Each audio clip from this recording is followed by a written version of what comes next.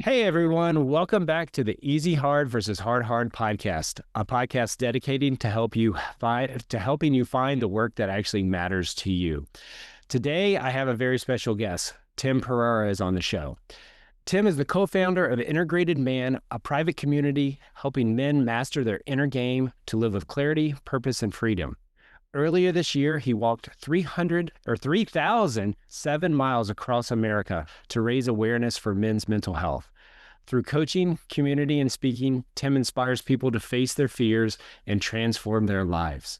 Well, Tim, welcome to the show. It's great to have you today. Yeah, Bobby, thanks for having me on, man. Excited to connect. Yeah, it's awesome, man. So let's go right into walking across America. Like what was the premise of that, and just tell us as much as you want to share about that. Yeah, I decided to do it. I had the idea come to me last November, almost a year ago, actually, 3 days before Thanksgiving last year.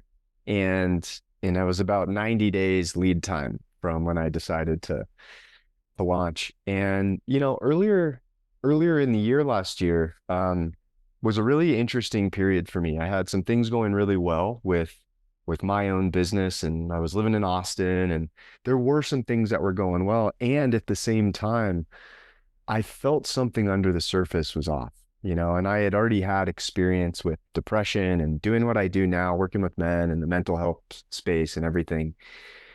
And so I just share that because it was something I was familiar with. And I knew a ton of tools and resources and things to do and how to take care of myself and how to ask for help. I knew all that stuff that we talk about, right? Or that you see on social media. Yet, when summer hit last year, I found myself in depression. And the depression I had before, I was what I would consider like a high functioning person with depression, right? And just experiencing that. And this last summer was a totally different experience for me. There was a lot of apathy. There was a lot of inaction. The stuff that I knew had helped me in the past, the tools, the resources, the talking with others, all that, man, I just didn't care about any of it. And so I found myself in this space that was so heavy and was so challenging. And and at the same time, I felt like I couldn't do anything about it. And it was the first time I really experienced suicidal thoughts. And over the course of about 3, 4 months, they were just increasing with frequency and intensity. And all the while, right, leading up to that point, meaning like leading up to summer and going through that in summer and early fall, I felt like something needed to happen in my life. So there was like a shift coming, there was a change coming, whether it was me going to live in Costa Rica for a month or two, me going across the world to India for some kind of spiritual pilgrimage. Maybe I just had to go, camping in the woods for a few weeks. Like I just felt like something was going on, but nothing felt right. And then I heard the idea of walking across America. And and it was immediately when I heard those words, I felt like I had like a lightning bolt go through my body. I felt just like this wave of energy from my toes all the way up to the top of my head. And the thought I had was, I'm doing that. That's the thing. And and so over the next few days after that happened, I was just looking into the details of it. I'm like, is this possible? What would it take? How long would it take? When would I have to leave? What would my route be? How much would it cost? So all of those things. So I was just kind of frantically for 3 days, all day long, planning this thing. And, about 2 days into planning it, it kind of hit me. I'm like, this is not just, it's not about me getting to the other side. It's not about completing a race or a milestone or doing it, with a land speed record.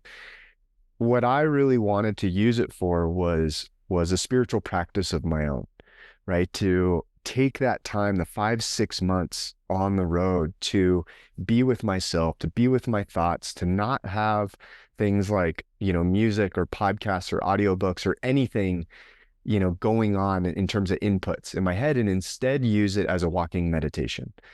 And on one hand, it felt like a pretty scary endeavor, like to do that in addition to the walking. but I also felt like it was so obvious to me that that's how I needed to do it. Mm. Um, to bring more presence to, myself, to my thought processes, my beliefs, my limiting beliefs, my whatever emotions, feelings. I knew a lot of stuff would come up on the walk. Anytime we put ourselves in a really challenging situation or intentionally in a struggle, that struggle just becomes a mirror to us. And what gets revealed is what's going on internally, right? That's really the whole point of I believe like anything we do. It's to learn about ourselves and ultimately take that information and that lessons to transform ourselves, to grow and evolve. That's pretty much the nature of life on Earth, right? Like plants grow towards the sun. It's the same thing with us. It looks a little bit different. So that was my intention going into it. And after I got pretty clear on how I wanted to approach it personally, I thought, man, this would be an awesome opportunity to share this journey in a way that is totally real, raw, and authentic. To like sit down at the end of every day and just brain dump onto my computer, my phone, just type out whatever the experience was. The beautiful parts of it, the ugly parts of it, the challenging parts, like the magical moments that happen, even the mundane, stories and conversations with strangers, with the intent of bringing awareness, not just to men's mental health and suicide, suicide prevention and awareness, but to give people a look behind the curtain of just what the experience is like going through this challenge through the lens of what is happening internally, not just the physical struggle every single day and the body aches and the blisters and and dealing with animals and, rattlesnakes and bears and all that fun stuff. But what was really going on? How was I facing the struggle? How was I handling it? How was it affecting me? And tracking that over the course of 5 or 6 months. And for me, that just felt like that's just what I wanted to do. I mean, that felt like the most interesting way to approach it. And then March 6th came around and I found myself taking my first steps from the shore of Newport Beach and really had no idea what was in store for me, over that trip and how I would grow and how I would change and the people I would come across and, the love and the compassion that I would experience, the self-realization, the understanding of my own strengths and positive qualities, and also a lot of areas where I really constrict myself and I really hold myself back. So it ended up being this beautiful journey of almost 6 million steps and 9 pairs of shoes and 163 days and all those like 7 states. I forget how many states now, but yeah.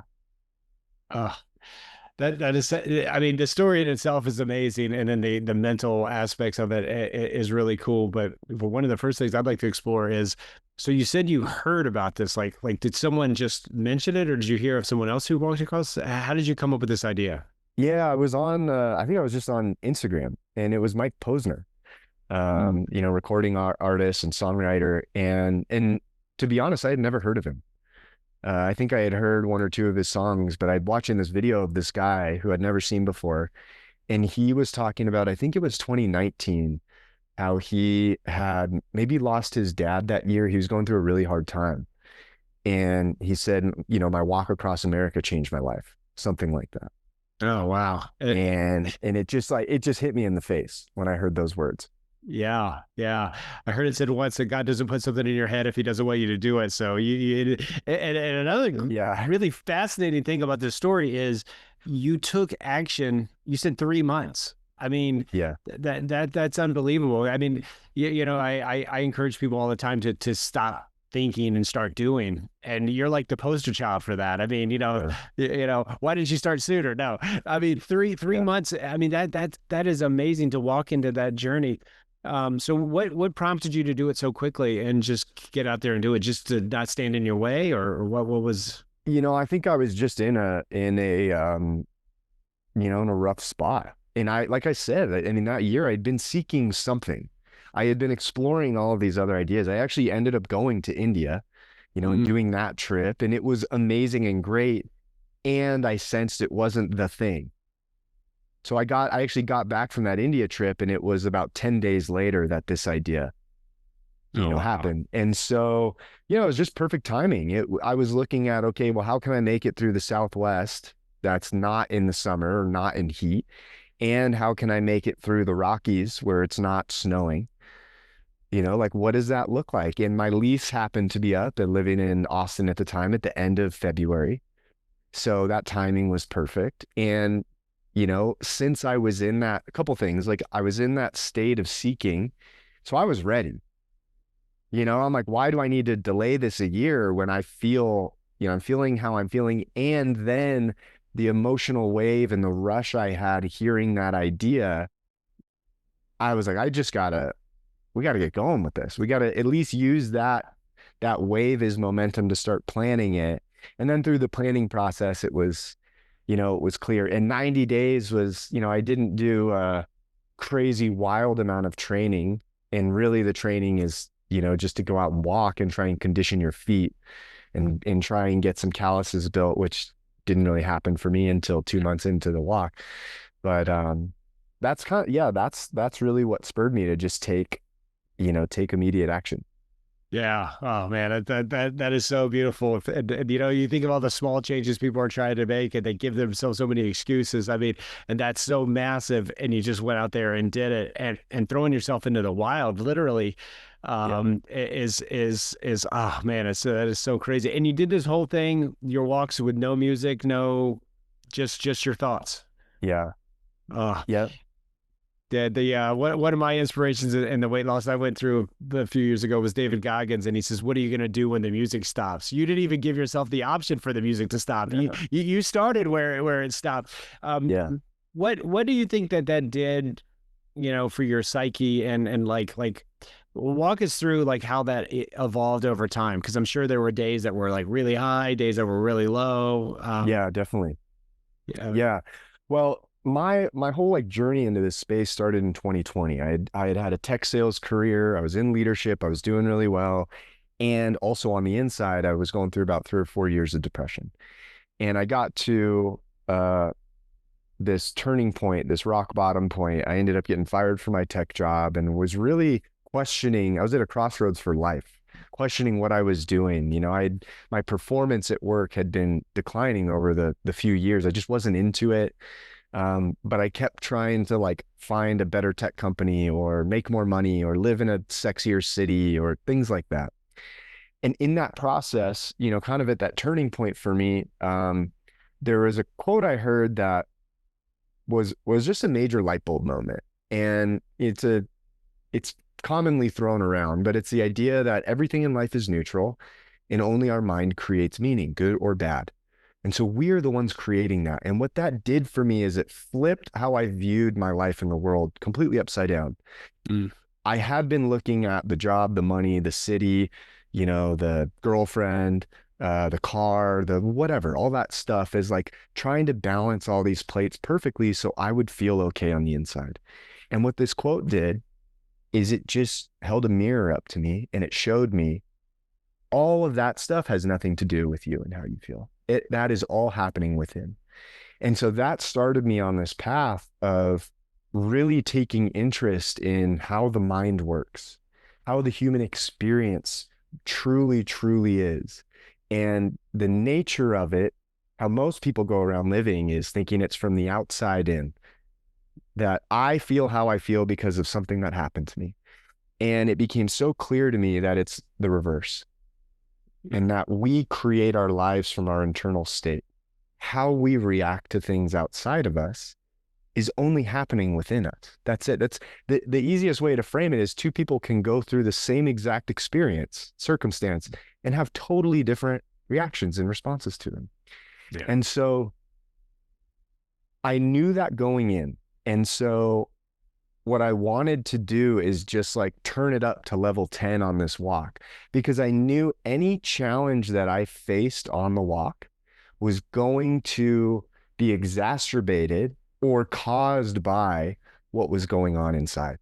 And so my whole intention with the walk was, can I learn more about not just myself, not the surface level learn about myself, but learn about the construction of, or the construct and the mechanism that is the mind. Can I start to better understand that? And how do you do that? It's like you cultivate stillness and presence and the intent to expand your awareness. And so going into the walk, I said, I'm not going to do that. I'm going to instead work on focusing on my breath. I am going to do mantras just to help bring some single pointed focus and concentration while walking. My intention is to just become aware of the stories and the narratives and the beliefs that will reveal themselves when things get difficult on the walk. And it happened really quickly, right? Day one, I was super excited. I was on, I was riding a high. Finally get to start this thing. I'm on this amazing journey. And I walked 22 miles and I went to bed. And then my alarm hit in the morning. And it was like, you get your ass up and you do it again. And with the exception of the very first day of the walk, there wasn't one day where I woke up wanting to go hit the road. So that was the first battle every day, is noticing this part of my mind resisting this big thing that we're committed to, which is such an amazing microcosm to how we exist in life. We have so much resistance to all this stuff around us. And so it was just a practice of noticing things like that, the resistance. Or I get 3 miles into the walk and my mind starts taking me down a rabbit hole. Man, we got 30 more miles to go. How many hours is that? Oh, that's probably going to be 9 hours. Well, if I take a few breaks, I got 10 hours on the road. Man, that's a lot of time in the sun. What are we going to, oh my God, I got to wake up and do it again tomorrow. I got to do it every day this month, and so it would start to snowball. Or, I would be feeling physical pain. The first 2 months were really challenging physically. And, whether it was my kneecap feeling like it was going to explode, my left Achilles just being incredibly tender and in pain for 2 weeks, a lot of foot soreness every single day. And then around day 20, I started to get blisters for the next 30 to 40 days or so. And then they ended up going away. So all of these things were just a challenge to me, because what it did was it challenged my assumption that physical pain is objective. No. This is my knee hurting. This is real. This isn't in my head. I feel it in my knee. And what I learned really quickly on the walk is that's not true.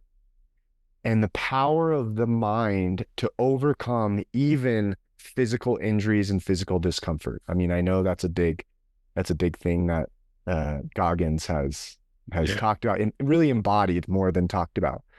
Right.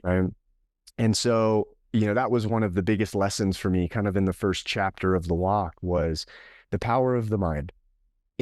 So my practice was noticing when it would be focusing on just negativity, right? Negative thought loops, negative beliefs, and guiding it back to more neutrality first, just becoming more and more present, and then guiding it towards something that is encouraging or strengthening. And in that process, which was constant, by the way, it was a cycle all walk long. I wouldn't just stay here once I did it once. I'd have to do it like 1,000 times a day.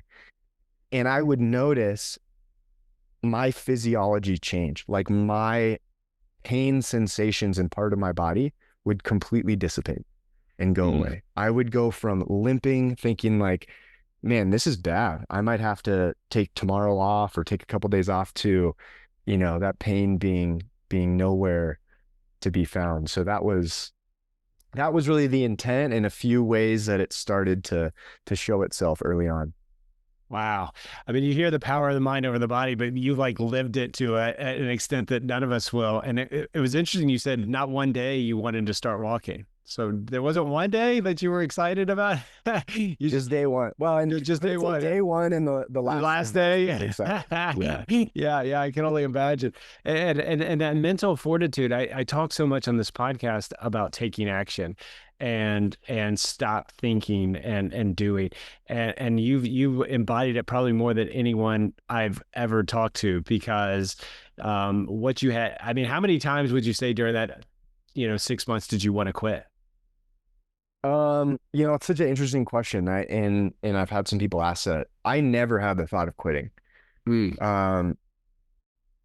I think there were days that were really hard and I like was whining to myself more than normal. And I wish I wasn't out walking in 97-degree heat with 90% humidity in the middle of Missouri. Like I would have, there was a lot of places I would rather be. Yeah. But I was just so committed to the transformation and the process of it. Like I said, it was really interesting because it wasn't even about finishing for me. That's obviously like a cherry on top and it like, kind of puts a bow on the whole experience. And I was looking forward to it.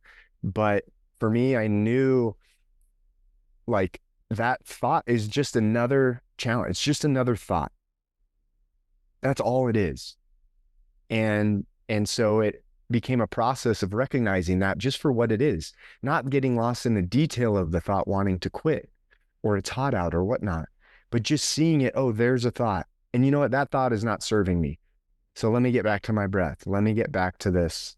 Let me get back to this mantra so I can keep putting one foot in front of the other. Wow. Wow. What would you recommend to people? Like, obviously, some people can't or won't, take this journey and Yeah. really explore themselves to that depth. So how do you integrate that into like normal day-to-day lives? Like people who can't have that experience, like what tips would you have for people to focus and get that presence and get that mindfulness going for them? Yeah. Well, one of the things that um, we did on the walk, like a couple weeks, maybe 2 weeks in, is I just came up with this challenge, and it's a 34,000 step challenge. And the 34,000 represents uh, the men who die by suicide every year in the US. And I think the number is actually closer to 39,000. Excuse me, I may have to sneeze. Oh, bless you. But the intent was, and it was really created for a lot of people who wanted to partake in the walk or support, but couldn't, take time off or meet me somewhere in the middle of the country. And the 34,000 step challenge was to go out and walk 34,000 steps. No music, no phone. You could have a friend with you, to chat, but to bring awareness and presence to each step because of what each step that you take represents. And when you're out walking 15 to 20 miles, however long the strides are for individuals, it's an incredibly powerful thing, which, going out and committing to something like that and bringing presence to each step and realizing, how quickly you can get through 100, 200 steps.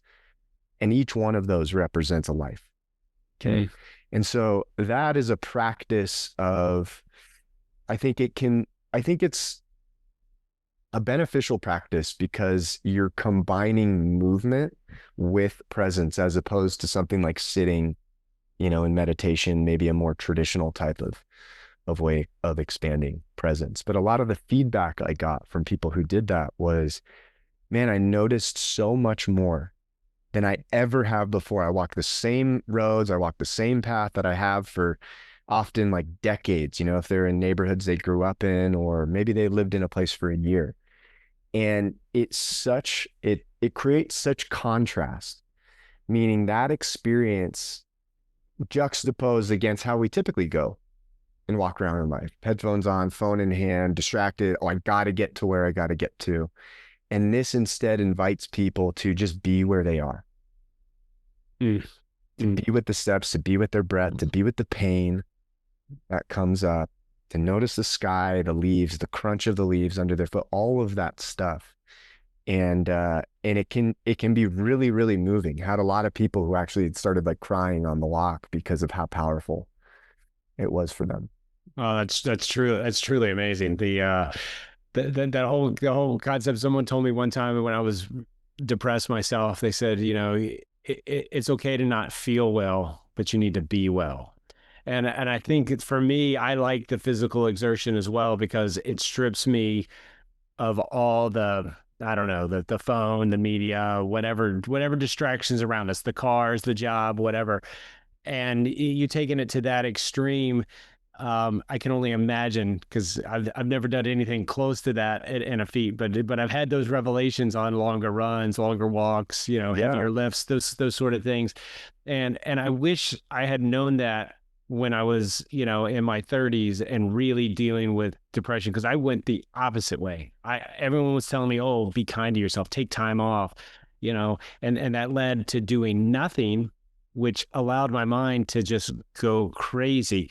Yeah. What are your thoughts on the power of well, you've given the thoughts, but where did you see the value of stripping yourself of all those things to allow the mind to completely just heal and go and observe what you're doing? Yeah. Well, what I always think about is what we feel, right? Like our experience, feeling and emotional wise, like your depression, the depression I felt, they're not mistakes. And until we can understand that, we resist them, right? Like depression is not comfortable, right? Like Yeah. there is a part of you that does not want to be depressed. You can just sense that underlying resistance. I have that very strongly. And also, there's wisdom in our emotions and our feelings. But we're not ever shown that perspective. And we're certainly not ever taught the skill set to sit with it, to understand it, to learn from it, etc. Like that's, it's a little bit more advanced for sure. But first and foremost is just understanding that this is here for a reason. It's here because there may be something like a belief system that is out of whack, some kind of negative thought loop that has been on repeat for too long.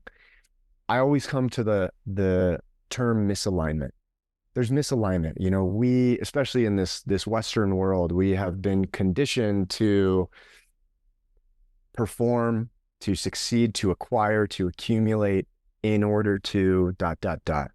Whether that's to be successful, whether that's to gain status, to be admired by others, to, feel like we have financial freedom, whatever it is. And ultimately, all that stuff just points to us, like in how we feel internally. And once we realize everything we do is to feel a certain way, we can start to relate to how we feel differently, to the emotions and feelings that come up, and relate to them differently.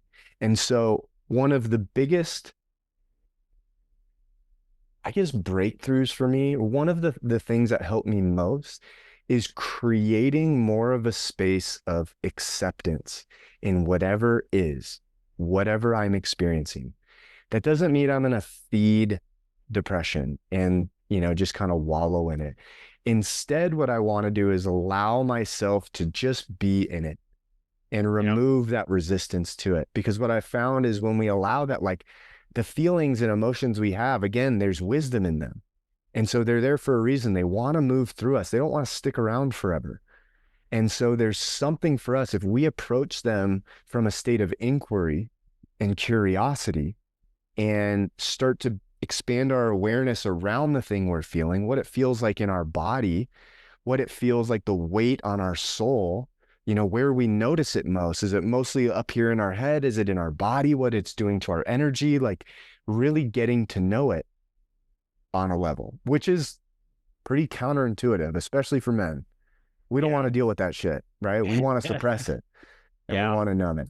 Yeah, it's interesting you say that because for so long I had that loop, right? Whenever I had emotions, like you said, I had a desire not to be depressed, but I was, and it just started going, and someone recommended that I just observe, kind of like what you were saying, just observe those emotions, observe those thoughts. And I even went so far as I started writing them down. And what I found was it didn't matter what started the depression or started the disparaging thoughts. Once that hit, the path afterwards, it was the same thing all the time, right? Because I didn't allow this emotion. I didn't say, well, why are you feeling this way? Let's say someone cut you off in traffic, just to use Yeah, it's an like, I example. love that one. Yeah. And so, but then that would lead to money. That would lead to, you're not doing enough. You're not successful enough. You're not. And it was like really weird. It was almost like a Hallmark movie. You could predict the next line. You could predict the plot.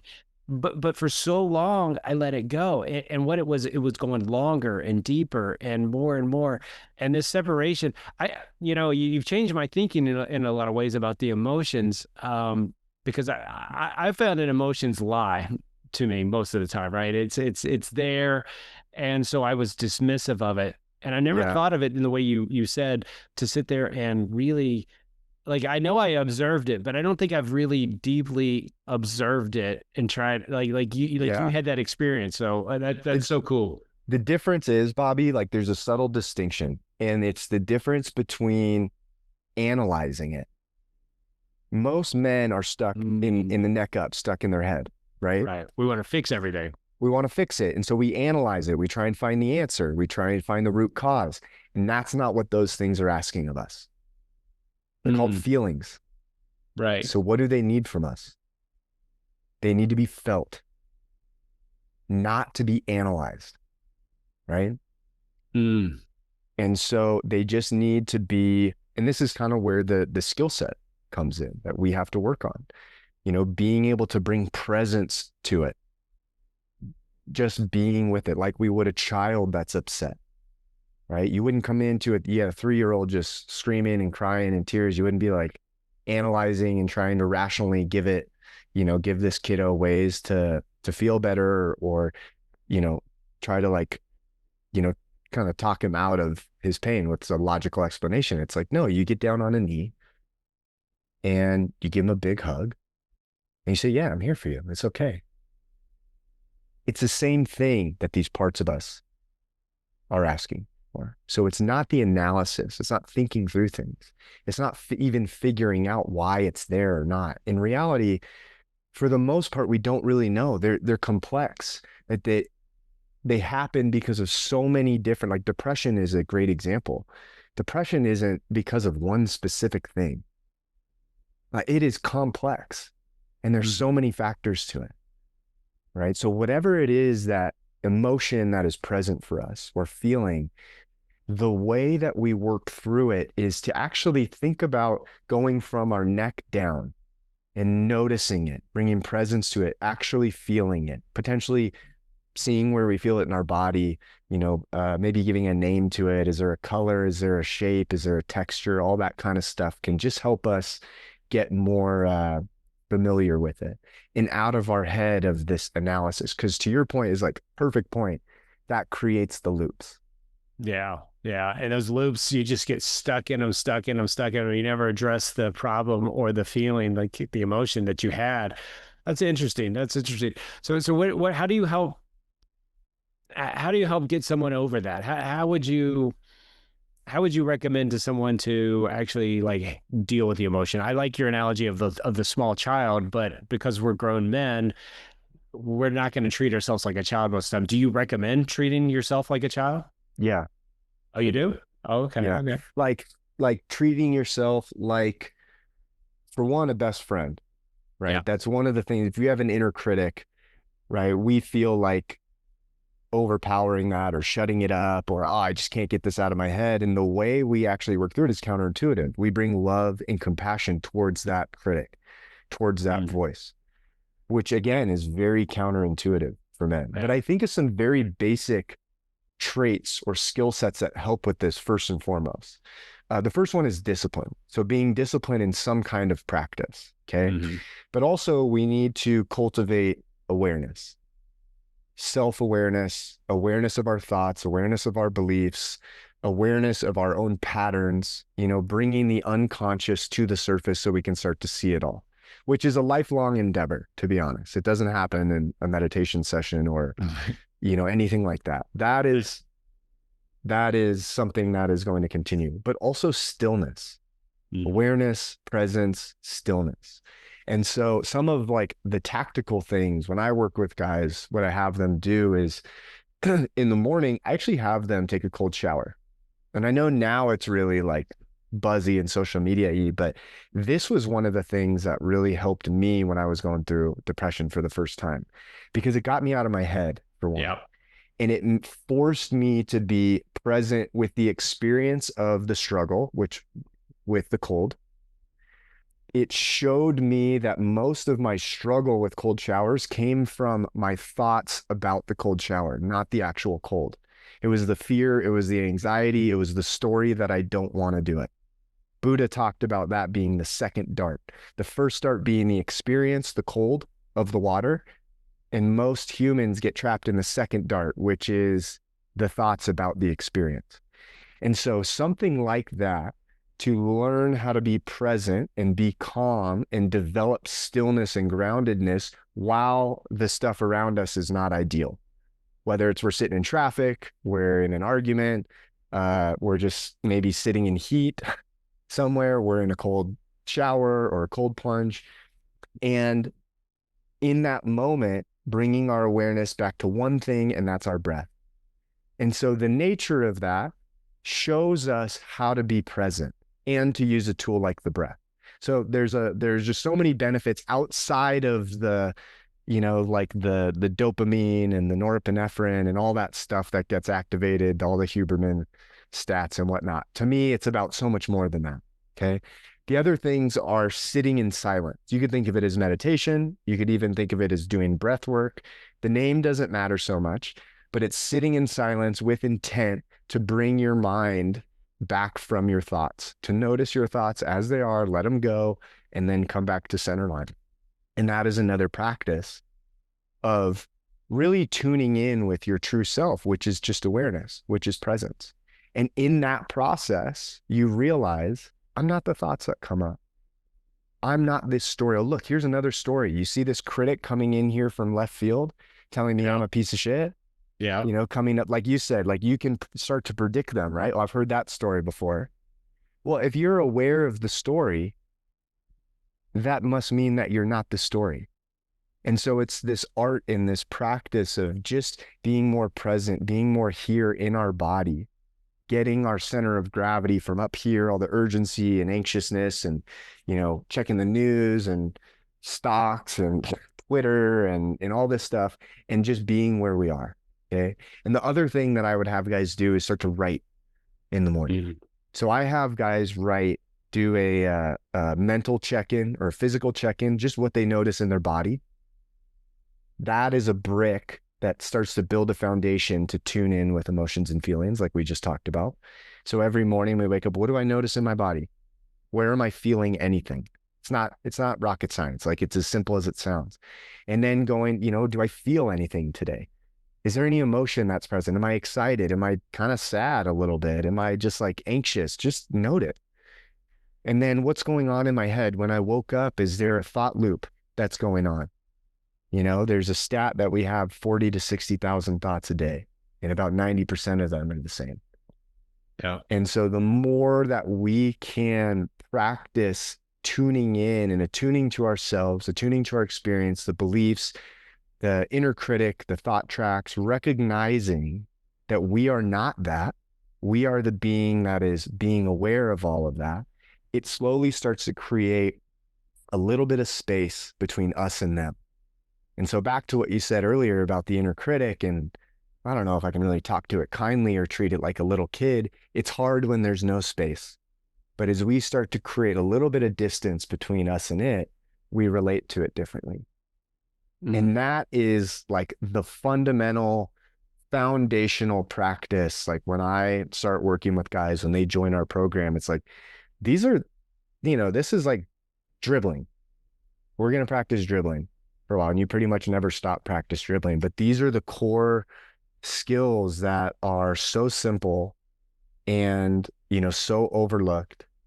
And people just in how modern living is, it just like pretty much takes us away from all of that, because we seek comfort, we seek distraction, we seek diversion. And, the call for all of us is to abandon that way of living and come back to presence. Yeah. I found in a lot of my episodes and looking back on what I did wrong, what I did right, a lot of times when I did dismiss those feelings, those emotions, it basically told my brain that, hey, something's wrong here. You had to distract yourself. And then the more I became in tune with them, and one of the tools I even had to start doing was the thoughts that were coming, especially when they were really negative, and the self-criticism that was just over the top. My Yeah. self-talk was awful. I started just saying it out loud. If no one was around, fine. But when I'd say it around and my wife would be in the room with me, it's that whole best friend thing. She's like, "What are you saying? Who are you talking to?" Because I was so what in me verbalizing it and taking that act of verbally, it put it out there and let her see it. So then maybe I was kind of indirectly having her coddle me a little Yeah. bit and treat me, because I tell you, some of the thoughts that I would say to myself, I would never say to you. I would never say to any human Totally. being on the planet. But yet I was living in my head like that for days, months, years. Yeah. It's crazy. Yeah. Um, I truly like your approach, and you're hitting all the things: the cold shower, the journaling, you didn't say sauna, the trifecta of all whatever. But again, Yeah. I joke because this isn't a joking matter. But as Yeah. then to have the courage and to see someone like you, you did this amazing feat where you walk more miles than most people will walk in maybe a lifetime for some people. You did it in 6 months, but yet that's not the point. That's what we're talking about. That's not who you are. That doesn't define you. It was the process of you finding yourself. And let me ask you a little bit about the reintegration to Yeah. like society, and how has that helped you along the way? All these principles that you've talked about, did you find that they were heightened, or is it still sometimes a struggle for you? The during the walk, I felt this I felt like I was on a high, which is so interesting because it was so challenging at times, and Right. physically wearing, um, and just draining, the nature of it. And, there were so many moments where I felt such a connection to everything. I really felt the oneness with every single thing, every single person. And from that place, understanding forgiveness, compassion, from the people I met, like that was just a byproduct. That just felt so obvious to me that that's how I'm going to act and that's how I'm going to behave. And so I just had, a lot of realizations, a lot of breakthroughs, this really, really big expansions. And after big expansive moments, there's a contraction. And so the integration back into life, I think um, it's been amazing, for one, because there are so many things that I bring with me from the walk. And it's been incredibly challenging because of that contraction. And one of the things that has been challenging for me is on the walk, I've really started to understand the idea of emptiness and the idea of meaninglessness. It's kind of what I'm talking about and what we point to in those practices of being aware of your thoughts, practicing being the witness, being the one that notices them. And the further and further you go down that path, and the more you start to identify with the witness or with awareness, the more obvious it becomes that everything else is really just fleeting. It's just phenomena. It's just thoughts and beliefs that are coming up, and there's no substance to them. The substance comes from our attachment to them, meaning our belief of them. The reason that our inner critic is a problem when it calls us a piece of shit is because we believe it. If it just says that and you don't believe it, it's not a problem. And so post walk coming in, I just felt this intimate connection with the nature of things not having meaning. Going back to that original quote from 2020 that I heard, everything in life is neutral, meaning good or bad comes from the mind.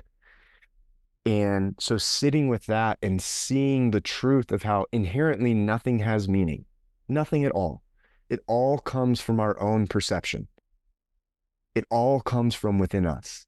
And so I felt both the beauty in that. I also felt the responsibility, the weight of the responsibility of that on me, which basically meaning like, you're not going to outsource this meaning anymore. You have to understand that all of it, 100% of it, in every single thing, comes from within you.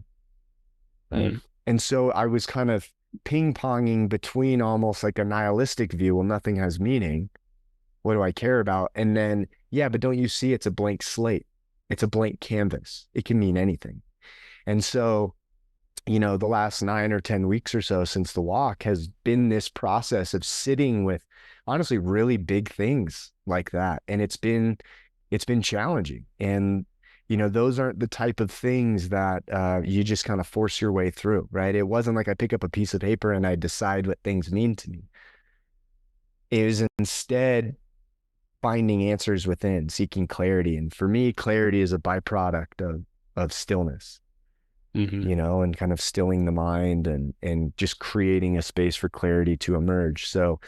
Um, so it's been everything. It's kind of been like the walk. It's been amazing. And it's been, incredibly, incredibly challenging at times.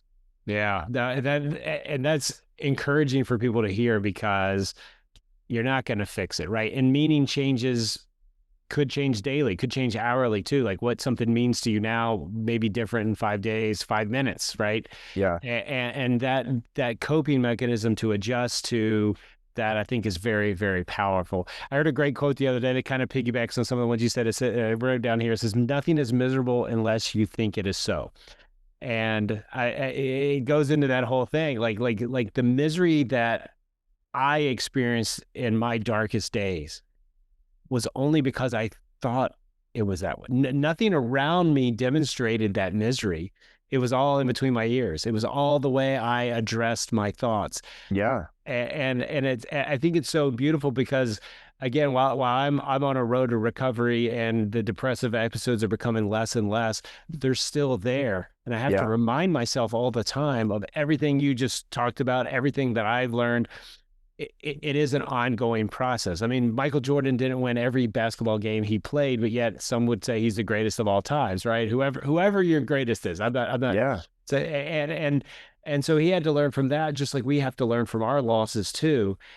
And I really practice something and study something called self-leadership. Is you have to lead yourself before you lead others, and that's exactly what we're talking about. Is how are you going to lead yourself every single day Yeah. before you go out in the world and be present? I love the way you say presence too. Any thoughts on that? Yeah. I think, one of the things that is a practice for me, and maybe one of the hardest things that I have ever done, certainly feels that way.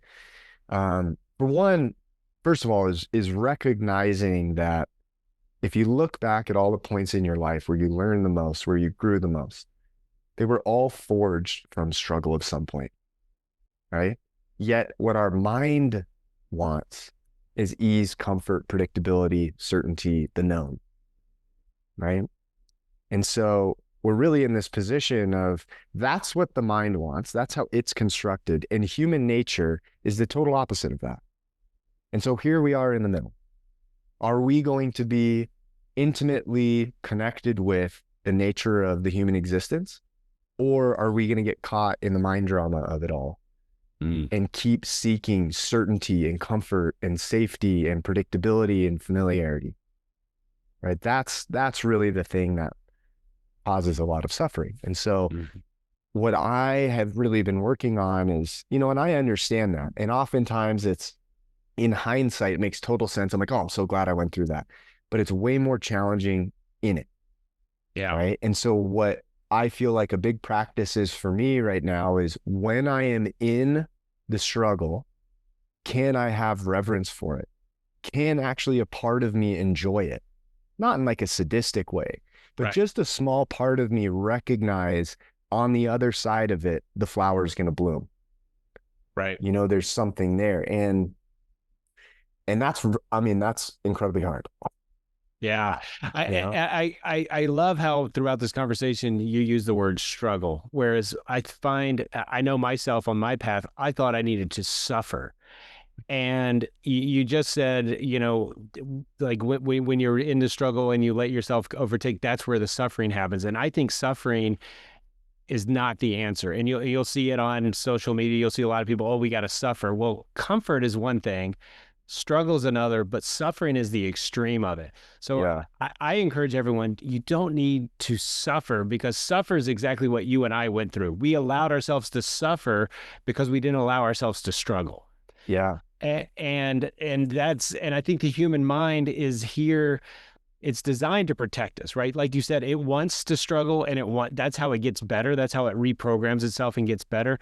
But yet at the same time, if you don't bring your body and your thoughts and your spirit along with it, it then protects you. And so every day it becomes harder and harder and harder to enter a struggle that's meaningful for you. So I think one thing I take away from what you're saying is we need to better define our struggle and don't allow it to go to suffering. And maybe we can do that through just awareness and presence. Yeah.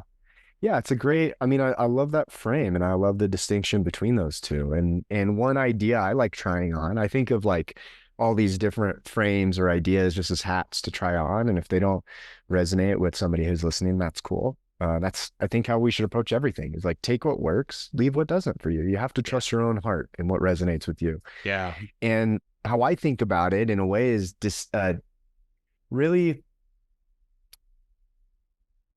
knowing the difference, or thinking about the difference between the mind and the soul. The mind seeks certainty, familiarity, comfort. You know, it's why so many people are glued to their phones. It's why DoorDash, has taken off. It's why like AI is gonna, corrupt or just like blow up the porn industry, and and like why people game all that stuff, because it seeks just kind of the easy button, the cheap dopamine in a way. And I just don't think that's why the soul came down here. I don't feel like that's why we're having this human experience. And just again, putting on the hat to try this on, if we have a soul, if we are a soul that are having a human experience, what would be the priority of that? Perhaps our soul came down to learn some really challenging lessons, because its priority is growth and evolution. What if that is the priority of the soul? And it was willing to go through this experience to grow in ways that it hasn't yet grown. And for me, what that does, whether or not the details of that are specific is not the point. What it does to me is it changes immediately how I view the struggles in my life. And it just allows me to zoom out a bit and see, man, there really is something here. And yeah, and for me, my spiritual journey has evolved, and the walk has really introduced me to a lot more faith and surrender, just in general, to something bigger. And that just is something that just feels right to me. Just like the idea of the walk came across my plate, it felt like something I had to do. And so when I think about something like, man, what if this is exactly what my soul wants? And it's uncomfortable for my human, but my soul is like, dude, this is it. This is what we're here to, like, let's go, like that. It just allows me to view what I'm going through just a little bit differently. And sometimes that's all it takes. Mm. Mm. Yeah, those lessons. I mean, man, I could listen to you for hours of this, because this is so cool to see how you've taken this experience, and then a lot of like the revelations that you've gotten are things that I've gotten. And that's the cool thing about it. You said earlier, make it your own way, make it your own hat. Obviously the hat that fits my head's not going to maybe fit yours or whatever. So you do have to make it your own way. And I think that's the encouraging thing for all that's listening is, if you're struggling, find it. But ultimately you've got to find that ability to be and not let your thoughts overtake you and take you down this road, because if 39,000 suicides a year, that's way too many. And think of all the people that are living like you and I did with depression, but were functional depressives or whatever. It doesn't need to be. And society and all the things of earth are showing us that it's the only way to be, but there is hope. And I hope everyone here takes it, whether it's your method or my method or your own method, the end result's the same, as separating your thoughts, acknowledging, just allowing yourself to be. You've got to find that core you, and just be firm on it. That's a foundation. The only dogma that I think anyone should have is you need to be dogmatic about who you are and what makes you healthy and well. Yeah, that's awesome. I think on that, just to piggyback on that, is recognizing the body wants to heal itself. Yes. And so if you understand that, I feel like it just changes how we view, again, emotions and feelings, Mm. because they're not a mistake. They are there for a reason. It is a deeper part of us that is trying to communicate to us that something is off. And maybe that's how we're showing up. Maybe it's what we're attached to. Maybe it's something big like, man, you're on the wrong freaking path. You are staying in this relationship that is not serving you. This person is not right for you. They're abusive, etc. You're showing up doing work every day and you are miserable. You know, you're on this path and all you're doing is chasing success and status and success and status and more money, feeling like that is going to bring you the feelings of fulfillment, love, and acceptance that you have been craving your whole life. And so our body does what it knows how to do. The only way to get our attention is through these emotions. Yeah. And so to think these things happen for no reason is absurd. To think they're a mistake is absurd. And so instead looking at them, instead of like, dude, put that thing in the corner, put it in a cage. I don't ever want to see it again. It is just approaching it with a little bit more curiosity. Yeah. Yeah. It's screaming. It's like you stub your toe. It hurts. And depression is like your mind hurt. I agree 100% with you that and that's why I am so, I don't know, convinced that people finding this work that actually matters to them, find it what I call the hard for my military background or whatever. It's just a term I like to use. But once you find that hard, it gives you that space. And I love how you said that before, how you have to create that space to treat yourself well. Once you start pursuing what matters to you, you're going to give yourself the space. And I know I personally, once I got on this path, and it wasn't until March of this year that I kind of had this revelation to go after my hard. And I tell you what, ever since I have, it's been such a better journey because I fill my days with things that fill my soul, that fill my being, that fill my purpose, my meaning, everything. I don't have time anymore to let the depressive thoughts come in. You know, that's another thing. Once you start filling yourself with meaning, joy, happiness, I think you lessen the amount that can come in. That doesn't mean it doesn't. Trust me. Yeah. I struggle days too, but that feeling of your bucket, you can't pour from an empty cup. So fill your cup and make it, you know, find what works for you. Like what works for Tim, what works for me, maybe two different things. The thing is, though, they're both the same because they both work for us, right? We both pulled ourselves out of depression. You said you were depressed in 2024, right? You know, my last episode was my last worst episode was like February of this year. I told my wife at the time, I said, I'm not going to get out of this chair until I give myself permission to like myself. Well, in retrospect, that was the wrong thing. I needed to give myself permission to get well and to seek the help and to seek what I needed. And that's the exact story you're telling. And I love your story, man. I love your journey. To tell people how they can get in touch with you, because I know you have it's called the Integrated Man, right? That's your group for men who may be struggling that need help. Yeah, I paired up with an awesome guy named Chris Caldwell. So we're co-founders on this community. This is a similar type of program I've been running for a few years. Small cohorts of guys going through a structured program. And so we just really teamed up to beef it up a bit, create a year-long program where, you know, it's a lot of like-minded guys, a lot of just really successful guys with, you know, young families, you know, who are married, really not interesting, but like a similar stage in life, and coming together every week, committing to, you know, really things that are going to make themselves better, and creating a space where we can actually talk about the stuff that's on everybody's mind, but that people don't really talk about. Yeah. Right. And so the Integrated Man is that, you know, is that community, is that program that we have running. I also have, you know, I do a little bit of one-on-one coaching and doing a lot more speaking now as well. And that's on my website at timperreira.com. And all my content, everything I write is on LinkedIn. So for the most part, you could find me there. Yeah. I know I've been when I found you, I love your content. So, and we'll put all that in the show notes. So for those of you driving or whatever, don't have a pen, we'll make sure you get that. But please reach out to Tim. And I think something you said there that's very important. As men, we don't talk about these things, and we certainly don't talk about it with our friends. So if you don't feel comfortable doing that, find a group like Tim's. Get out there and do it, because the more you express this to others, you're going to see that and I know it's terrible to see that other people are struggling too, but that community is so invaluable. I know Yeah. I'm lucky enough to be part of a community now where we discuss these things. And, you know, if you're anything like me, I would never tell my friends, well, up until recently, that I was depressed. Yeah. I would hide it from Definitely. them. And I tell you what, it didn't serve them, and it didn't serve me at all. And not only did it not serve me, it didn't allow me to be there for them either. I was so caught up in my own problems that I couldn't see someone else's. I couldn't give them a kind smile or whatever. And I think it's made me a Yeah. better citizen, a better brother, husband, whatever, neighbor. So I highly encourage that. And please, if you're listening and you need help, please reach out to Tim, Yeah. or someone, just seek help, because there is a way out. Both Yeah. he and I are examples of it. And I want to see more and more examples. Let's take that 34,000. That's a great challenge. We'll keep the challenge, but let's take that 34,000 to zero.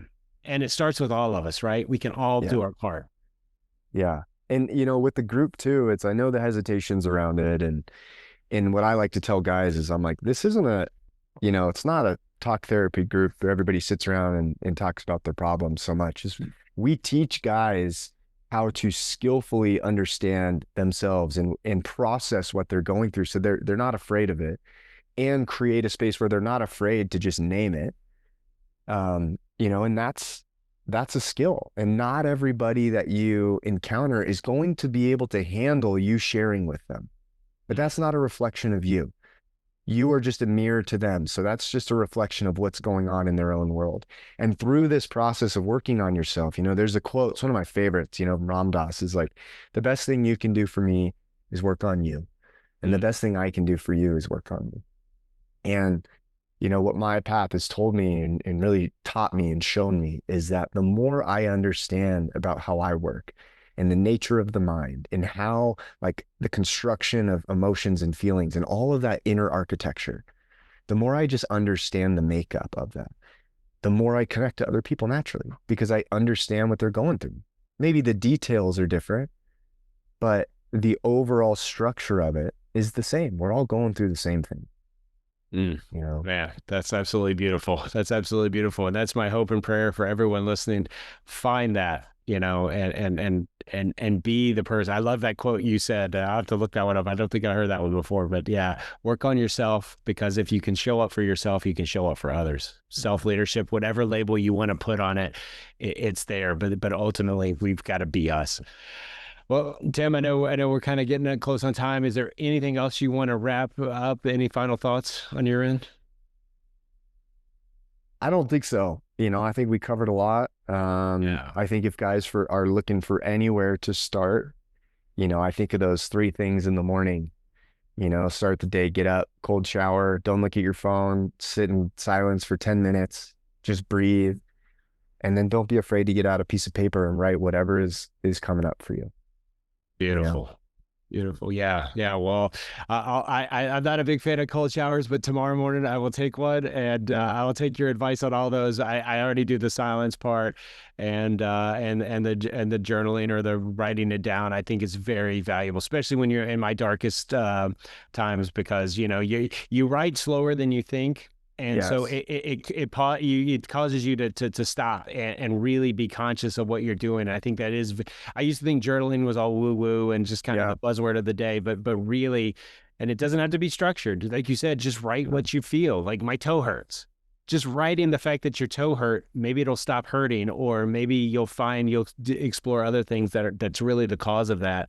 Like you said, from your walk, some of the things you learned. But beautiful, beautiful information today, man. I love your story, and I'm so happy you took time to connect. Before I let you go, though, I ask all my guests this, because it is the easy hard versus hard hard. Easy hard meaning working for others and chasing, what the things of this world, and hard is finding the work that matters to you. What would you say right now is your hard?